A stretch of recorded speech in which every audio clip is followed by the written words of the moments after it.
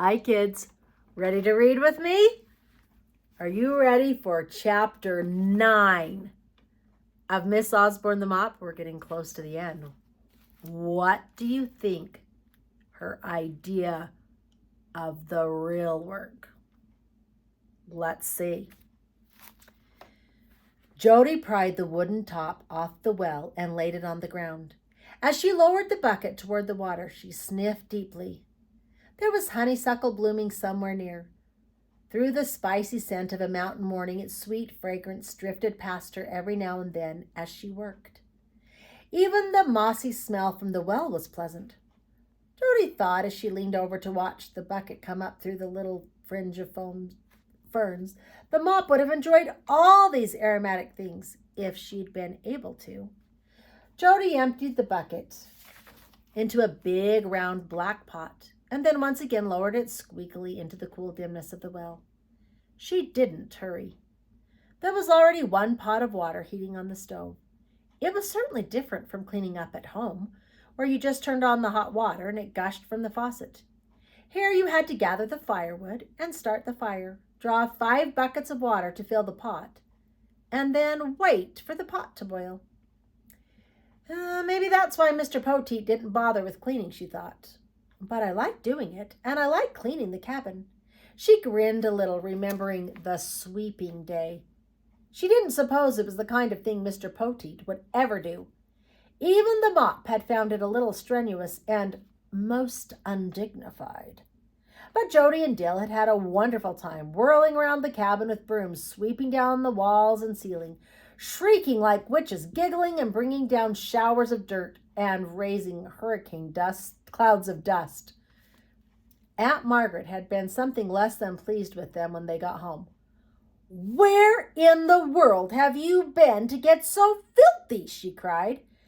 "And what in the world are you two up to, going up to the mountain every day?" she added suspiciously. "And with brooms. Are you taking flying lessons from someone up there?" "Well," exclaimed Dill hastily, "we found this old cabin and we thought we'd like to use it, sort of like a clubhouse, you know. But it was sure enough dirty, so we swept it out some. That's all." "Oh," said Aunt Margaret, "I hope it's safe. The roof won't fall in on you or anything, will it?" "No'm," answered Dill. "It's got a pretty good roof." And nothing more was said. But Dill had to sneak into town with Mr. Robin one day to buy the soaps and scrub brushes and cleaners the mop said they must have. "I don't want Mother seeing all this," he exclaimed to Jody. "If she finds out I'm washing anything, she'll think I'm sick or losing my mind or something." "Did you see Mr. Poteet in Wolftown?" asked Jody. "No," answered Dill. "And I was glad I didn't. I didn't want him seeing me buying soap either." "Why not?" asked Jody. But Dill didn't answer. Instead, he showed her a quarter he had in his pocket. "That's all I've got left out of 3 weeks' allowance," he said gloomily. "I can't see why people are so worried about being clean all the time when it costs so much. Being dirty is easier and a whole lot cheaper." Jody frowned. She would have to give Dill part of the money she had saved for Daddy's birthday present. "I wish I could still work miracles," she complained. "Then I would just turn some of Mr. Poteet's old jars and cans into shrub brushes and detergents." "If you can still work miracles," retorted Dill acidly, "you could just turn the mop back into a mop, and that would be the end of it. We wouldn't have to fix up Mr. Poteet's place." He wondered a minute. "But it isn't as bad as I thought it would be. I mean, it's not like real work, not like making a bed or straightening out a drawer. It's something you can really light into and do with all your might and main. And when you get through, you can see what you've done. It really makes a difference." "Well," thought Jody as she emptied the last bucket into the pot, "actually, it's more like play than work." Now they were scrubbing the walls with hot water and cleanser and brushes and scoured the rough wooden boards of the great sudsy circles and wide, bubbly streaks. There she is one more time. to rinse it as they threw buckets of cold water against the walls, splattering and showering each other in the process. The mop followed behind them, sedately sweeping the pools and puddles and rivulets of water out the door. It might not be the way most people would do it, but it certainly was effective. The cabin was beginning to look like a place to be lived in. Jody was proud of what they had done. However, right now she needed some help with this pot of water. It was too heavy for her to lift by herself. "Dill!" she yelled. "Come help with the water." Dill came unhurriedly out of the cabin. He was barefooted and his legs were streaked with dust and dirty water. Jody giggled. "You're such a funny color. You look like you've been taking Mr. Poteet's tonic," she said. For the mop had discovered Mr. Poteet's bottle of fresh herb tonic almost as soon as they entered the cabin, and she had faithfully taken a large dose every day. The children had been puzzled at first. How was the mop, who did not eat and apparently could not swallow, going to take this big tablespoon of muddy brown liquid? But as Dill said, you could count on the mop.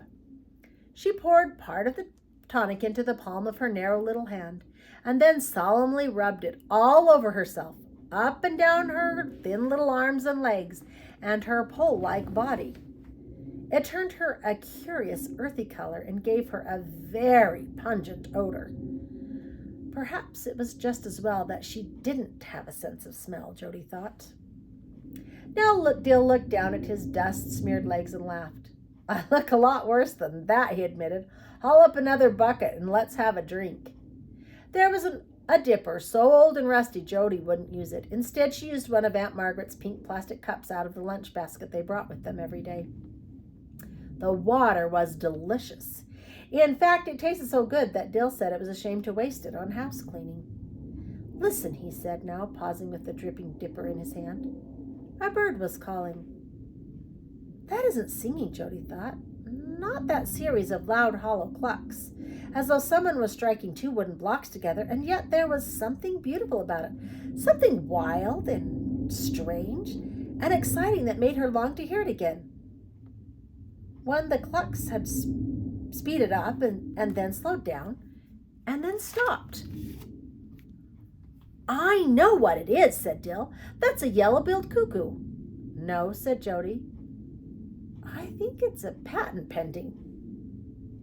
Dill shook his head. "I'm not playing the game," he said. The game was something they played when the mop wasn't around to hear. They gave mop-like names to birds and animals and plants they saw around the cabin. A hummingbird was a minimum daily requirement. Sourwood trees were punch-here trees. And once, when they had seen a doe and fawn scampering up the hill, Dill had told Jody they were a gross weight and a net weight. Jody had been too thrilled to say anything. Real live deer. She'd never expected to see any except in zoos. "Now," Dill said, "it really is a yellow-billed cuckoo.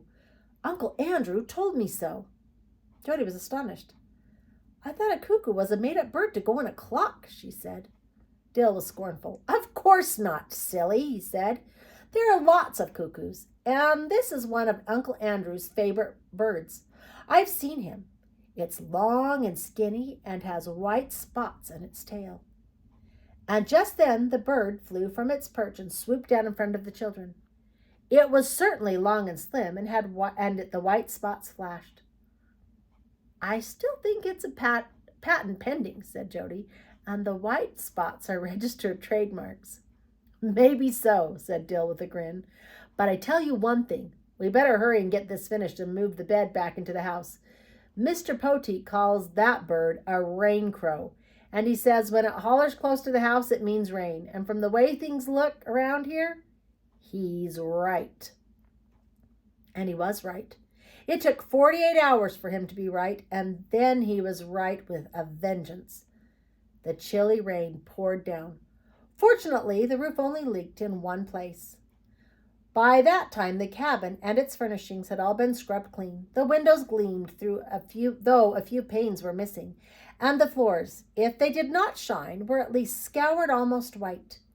The big bed had been waxed and polished and set up in the corner, and the mattress cover washed and boiled and filled with fresh shucks provided by Mr. Rayburn. A little cracked pitcher full of flowers stood on the mantel. A bright blanket was spread over the bed, and a picture of a magnificent blue lake surrounded by snow-capped purple mountains, rescued from the debris, only a little stained and torn, was pinned up to the one wall. The Mop looked contentedly around. "Now this is the way a mountain cabin ought to look," she said approvingly. She was perched on a barrel, making curtains out of some flour sacks they had found. She had proved to be very talented with the needle.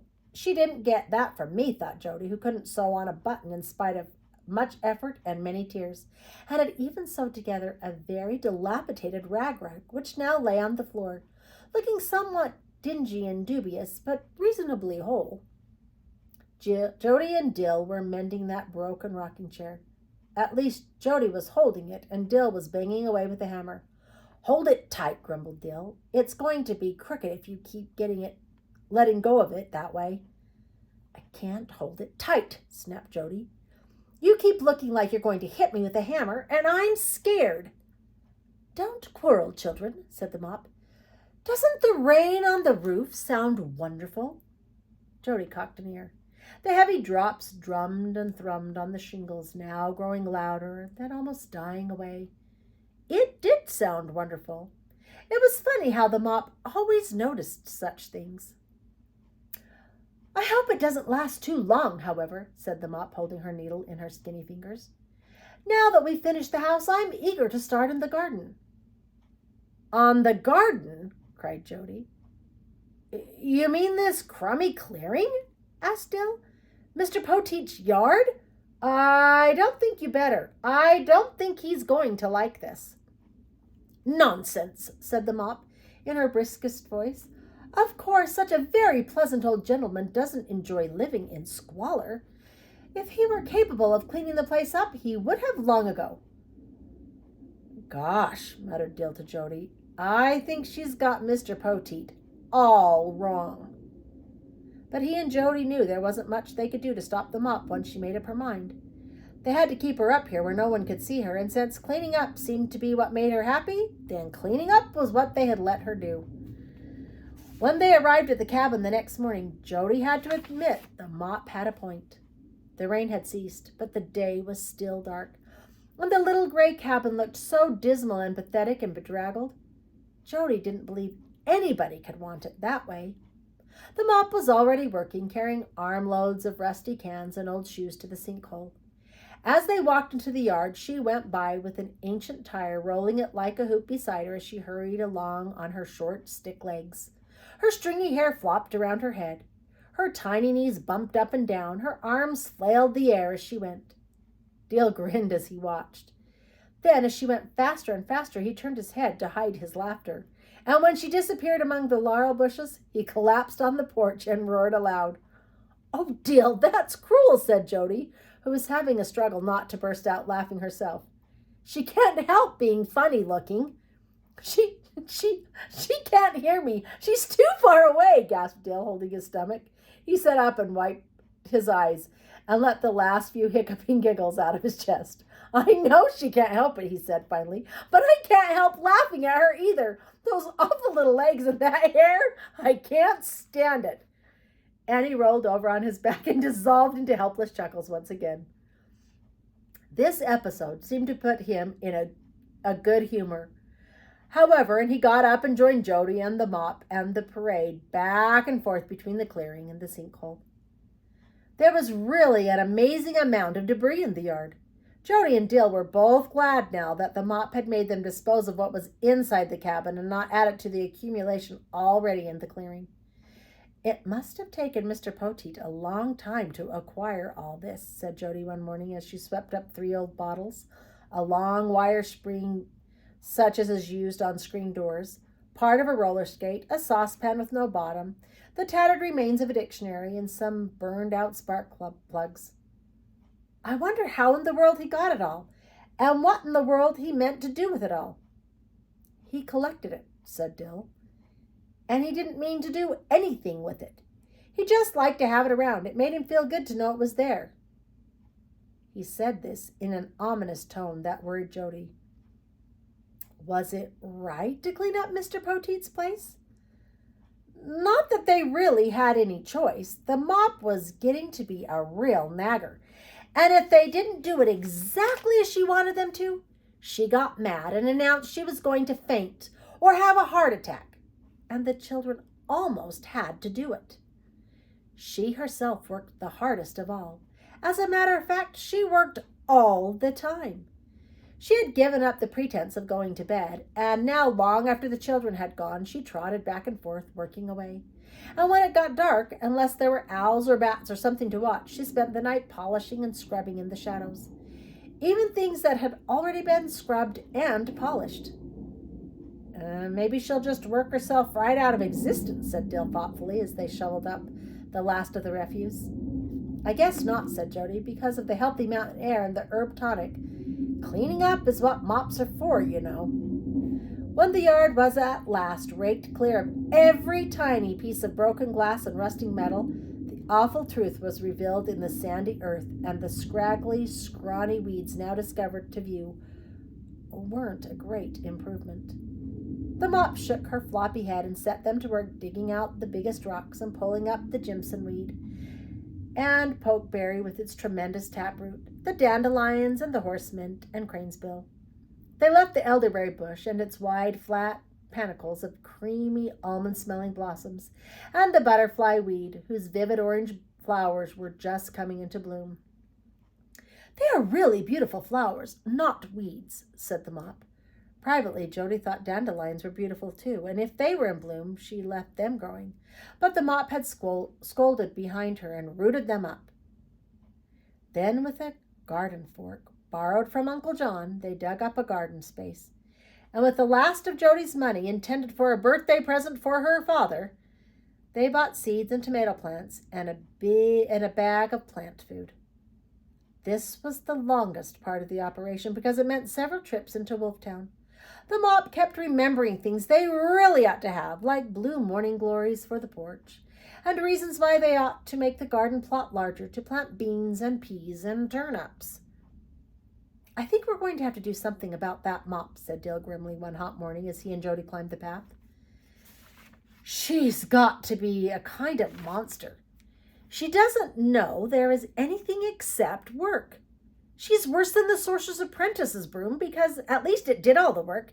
It wasn't all the time driving other people. Well, you've got to admit the cabin does look nice, said Jody.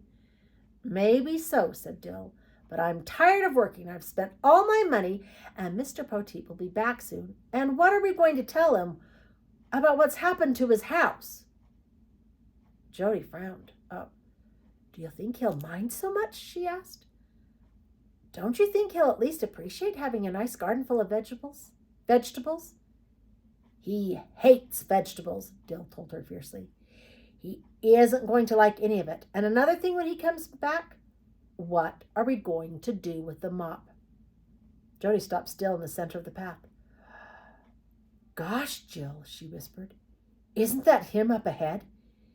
Isn't that Mr. Poteet? Chapter 10. Oh, I'll see you next time. What's going to happen?